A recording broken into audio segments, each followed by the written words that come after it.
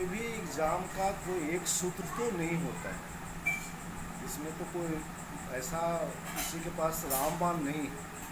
लेकिन चूंकि हमने मेहनत काफ़ी किया है इस पे, तो हमको उसकी कुछ लूप होल्स हमको मालूम है कि बच्चे कहाँ कमी करते हैं और कहाँ उनको फोकस करना है। तो मेरा गोल उस पर ये रहेगा कि आप कम समय में ज़्यादा चीज़ कैसे कर सकते हैं और क्वालिटी पढ़ाई करके कैसे कर सकते हैं, क्योंकि हर एक लिमिटेड पीरियड में हर कुछ नहीं किया जा सकता। और पीओ का सिलेबस एक ऐसा ही सिलेबस है, उस सिलेबस में आपको बहुत ज़्यादा पढ़ना नहीं है। आपने देखा होगा, चाहे मैथ हो, वो 10th लेवल की होती है मैथ ज़्यादातर। इंग्लिश होती है तो एक जनरल इंग्लिश की आपकी वो देखी जाती है कि आपकी इंग्लिश पे पकड़ कितनी है, इंग्लिश की समझ कितनी है। बहुत ज़्यादा ग्रामर, बहुत ज़्यादा लिटरेचर, इस पर फोकस नहीं जाती। जीके होती है तो समसामयिकी होती है। आपको ये देखा जाता है कि how much aware you are aware about surroundings, particularly economics की चीज़ें होती हैं। और रीजनिंग में भी उसमें गुच्छे में क्वेश्चन होते हैं। अगर गुच्छे में तो अगर एक एक सब्जेक्ट को अगर पकड़ा जाए ढंग से और उस सब्जेक्ट को थोड़ा सा प्रैक्टिस किया जाए तो मुझे लगता है इस सब्जेक्ट में बहुत आसानी से आपको पकड़ किया जा सकता है। जैसे अब मैं एक उदाहरण लेता हूँ आपको एक सब्जेक्ट का। पूरे सब्जेक्ट को तो बहुत कम समय में नहीं बोला जा सकता है, लेकिन मैं आप मैथ के एग्जाम्पल लेता हूँ। मैथ में आज के क्वेश्चन में जो आता है डाटा सफिशिएंसी की बहुत ज़्यादा क्वेश्चन आता है। डाटा लोग बच्चे को क्वेश्चन आता है, सब बहुत ज़्यादा कैलकुलेशन रहता है।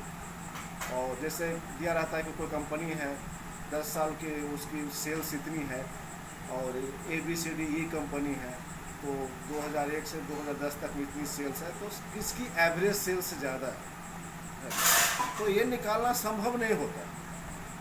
और वो जो क्वेश्चन जो सेट करते हैं उनको भी मालूम होता है कि ये संभव नहीं है कि 10 कंपनी है और 10 साल का एवरेज निकालना और उसमें ये कंपेरिजन करना कि किसका सबसे ज़्यादा है।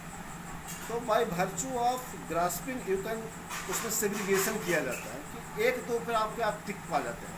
आपको 1-2 का ऐसा फिगर होता है, 1-2 कंपनी का जो लगभग बराबर होता है।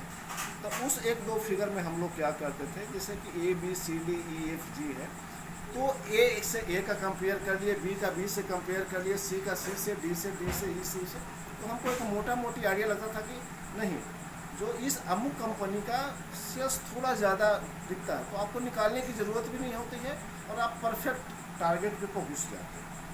तो डाटा सफिशिएंसी की ये क्वेश्चन होती है। दूसरी बात क्या होता है कि आपको एक हैबिट हम डेवलप करना चाहते हैं जिसमें कि आप कैलकुलेशन, आधी कैलकुलेशन आप मन में कर लें और ये बाय प्रैक्टिस हो जाती है। ये ऐसा कुछ नहीं है कि नहीं कर सकते हैं, आप बहुत इजीली कर सकते हैं। जैसे परसेंटेज में होती है, तो अगर मान लीजिए कोई एग्जाम्पल दिया गया कि भाई कोई वस्तु 100 रुपये में खरीदी गई है और 3 साल में कंपाउंड इंटरेस्ट में 5% में कितना होगा, तो ये निकालना नहीं पड़ना चाहिए, क्योंकि आपको मालूम है कि 5% पे 3 साल में तो 15 रुपये तो कंपाउंड पे हो गया, तो 5-5 रुपये पर ही तो और जुड़ेगा ना, तो कितना बढ़ेगा। 5 का 5% 25 पैसा, फिर 5, ये मुश्किल से 1.5 रुपया होगा। तो आपको इतना अंदाज होना चाहिए कि 6 रुपये होगा ऐसा करके। तो ये छोटी मोटी टेक्निकें हैं जिसके द्वारा आप बहुत इजीली चीज़ें कर सकते हैं, प्रोवाइडेड आप इसको सफिशिएंट प्रैक्टिस करें। इंग्लिश के लिए खास बात यह है, इंग्लिश बहुत ही सरल है। खासकर मैं छत्तीसगढ़ के बच्चों को कई बार बोला हूँ कि इंग्लिश इतनी कठिन नहीं है। इंग्लिश में होता क्या है कि बच्चों बुक से रटते हैं, इंग्लिश रटना नहीं।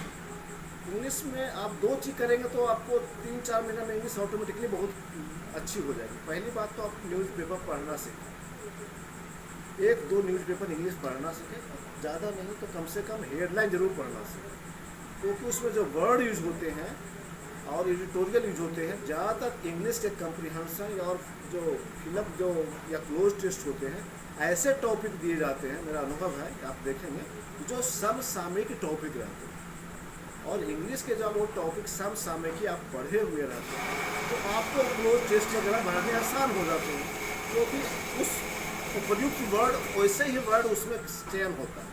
आप कितना भी इंग्लिश पढ़ लें, आप वो क्लोज टेस्ट वगैरह अदरवाइज भरना कठिन होगा जब तक कि वो समसामयिक टॉपिक पर आपने पढ़ी नहीं। अब हमने पढ़ लिया है कि कोरोना आउटब्रेक ऑफ कोरोना को कई टॉपिक हमने इंग्लिश में पढ़ी है, कोरोना का अगर एक कंप्रीहेंशन हुआ या क्लोज टेस्ट हुआ तो नेचुरली आपके कई वर्ड ऐसे होंगे जैसे कि क्वारंटाइन, आइसोलेशंस, ये सब चीज़ें बड़े, तो आपको बड़ा इजीली आपको फिलअप हो जाएगा। तो सबसे बड़ी बात है कि अगर पीओ के लिए इंग्लिश क्रैक करना है तो आपको इंग्लिश न्यूज़पेपर, एक दो इंग्लिश न्यूज़पेपर खास करके हेडलाइन एंड एडिटोरियल पढ़ेंगे तो आपको इंग्लिश ऑटोमेटिकली, और थोड़ा इंग्लिश न्यूज़पेपर सुनने की कोशिश, इंग्लिश न्यूज़ सुनने की कोशिश, क्योंकि उसमें वर्ड का सिलेक्शन होता है कि किस सेंस में किस वर्ड का यूज होता है। That is more important for PO. PO के लिए बहुत ज़्यादा इम्पोर्टेंट नहीं है कि आप बहुत ज़्यादा इंग्लिश रटें, बहुत ज़्यादा ग्रामर करें, नॉट वेरी वेल। आप समसामयिक की इंग्लिश न्यूज़पेपर पढ़िए, इंग्लिश न्यूज़ सुनिए, आपको पता चल जाएगा कि किस परपेस में कौन सा वर्ड यूज होता है। तो ये रही इंग्लिश की बात। बाकी रही आपको रीजनिंग का, रीजनिंग तो मैंने आपको बताया है, रीजनिंग पीओ के लिए बहुत आसान होता है। बस सबसे अच्छी बात है कि वो ग्रुप में होता है, और ग्रुप में रीजनिंग का बेनिफिट क्या होता है कि अगर आप कंसेप्ट समझ गए तो 5 क्वेश्चन इकट्ठे सही हो, और 5 क्वेश्चन 7 क्वेश्चन इकट्ठे सही हुआ तो आप अंदाज़ लगाइए कि it is as good as math.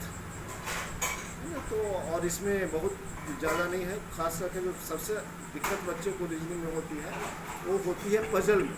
लेकिन मैं क्लास लिया हूँ युवा के बच्चे को, और ख़ास करके युवा के बच्चे, एक समय खाली पजल लिया था, उसमें बच्चे लोग बहुत कॉन्फिडेंस हो गए थे कि नहीं sir we can do puzzles, and many of the students of the Yuva वे are doing puzzle within a stipulated period of time. तो ये मुझे याद है, तो कर रहे थे बच्चे, बस थोड़ा सा उसमें ट्रिक, थोड़ा सा पैसेंस लूज नहीं कर। बाकी एक सब्जेक्ट रहा जीके। जीके का बहुत इजी क्वेश्चन है, क्योंकि 50% क्वेश्चन इकोनॉमिक्स रहता है, और इकोनॉमिक्स का क्वेश्चन आप तभी आएगा जब इकोनॉमिक्स में आप रुचि लें, अदरवाइज रटेंगे तो नहीं होगा। इकोनॉमिक्स में उनके जैसे कि मुश्किल से 20 टॉपिक है, से 20-25, उसमें आपको क्या करना होता है कि आप एक कॉपी बनाइए, उसमें एक नॉमेनक्लेचर डालिए, उसमें देखिए कि national news, international news, national political, international political, books writers, फिर इकोनॉमिक्स में डाटा, खरीफ रबी, ऐसे आप डाटा बनाइए।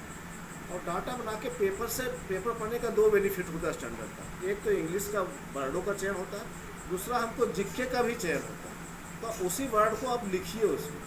तो इस ढंग से ऐसा अगर आप 2-3 महीना में करेंगे ना तो एक अंदर से कॉन्फिडेंस आएगा। सेकेंडली क्या है कि आपको एक सेट प्रैक्टिस जरूर मारना चाहिए। इनिशियली आप मत मारिए प्रैक्टिस, 15-20 दिन तो आपको पूरे से सब कंसेप्ट 1 महीना 2 महीना डेवलप करने में आ जाएगा। अगले तीसरे महीने से 3-4 महीने से आप प्रैक्टिस मारना शुरू करेंगे, तो जो चीज़ें हमको डाउट आएगा उसी को हमको रेफ़र करना है, हर चीज़ को रेफ़र नहीं करना। पीओ में देखा गया है खास जनरली कि ट्रेंड रिपीट होता है, ट्रेंड बहुत ज़्यादा चेंज नहीं होता है। कुछ एग्ज़ाम में ट्रेंड चेंज होता है, लेकिन इस एग्ज़ाम में ट्रेंड चेंज नहीं होता। तो अगर आपने ट्रेंड पकड़ ली है तो आप ये मान सकते हैं कि आप क्वालिफाई तो आप बहुत इजीली हो सकते हैं, प्रोवाइडेड आप प्रैक्टिस करें। समसामयिकी के लिए थोड़ा सा अपने माइंड को ओपन रखें। इकोनॉमिक्स के लिए आप इंटरेस्ट क्रिएट करें। इंटरेस्ट कैसे क्रिएट होगा कि आप जैसे ही कोई अगर टीवी पर डिबेट आता है तो इकोनॉमिक डिबेट सुने, अच्छे डिबेट सुने, मैगजीन, अच्छे मैगजीन पढ़ें। अच्छे मैगजीन में जैसे इकोनॉमिक्स में डेवलप करने के लिए मैं हमेशा रेफर करता हूँ कि योजना पढ़ें, क्योंकि उसमें बहुत अच्छी डाटा, वैलिड डाटा रहती है, इंटरेस्ट क्रिएट होता है। कुरुक्षेत्रा पढ़ें, तो इससे एक इंटरेस्ट क्रिएट होगा। इंटरेस्ट क्रिएट होगा तो आपको डाटा ऑटोमेटिकली पेपर में मिल जाएगा। पूरी पेपर पढ़ने की ज़रूरत नहीं होती है, हमको छांटना होता है कि हमारे लिए क्या उपयोगी है, और पेपर आधा 1 घंटा में पढ़ा जा सकता है। क्योंकि हर चीज़ कोरोना में इतनी आ रही है, हमको नहीं इम्पोर्टेंट है। आपको हंस टाइप को होना पड़ेगा कि हमको उसमें से दूध निकालना है, ऐसा करके पानी दूध। तो ये सारी चीज़ें अगर हम करें तो शुरू के 2-3 महीने में हमको स्ट्रीमलाइन लाने मिलेगा, और अगले 3 महीना प्रैक्टिस में आपको पीओ में कोई नहीं रोक सकता, क्योंकि एक ट्रेंड का एग्ज़ाम होता है, इसमें बहुत ज़्यादा चेंजेस नहीं आती। तो अगर बच्चे ढंग से करें, और ज़्यादा पढ़ना भी नहीं है पीओ में, मुश्किल से आप 5-6 घंटा डेली अगर लेबर कर लेते हैं तो it is more than enough to crack within 6 month.